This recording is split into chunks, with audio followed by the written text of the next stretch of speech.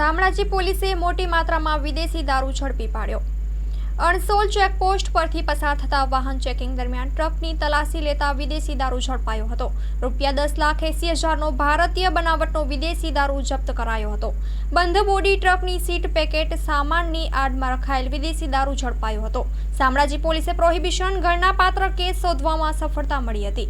શામળાજી પોલીસે ટ્રક ચાલક વિરુદ્ધ કાયદેસરની કાર્યવાહી હાથ ધરી છે। Report by Jagdish Solanki, Aravalli.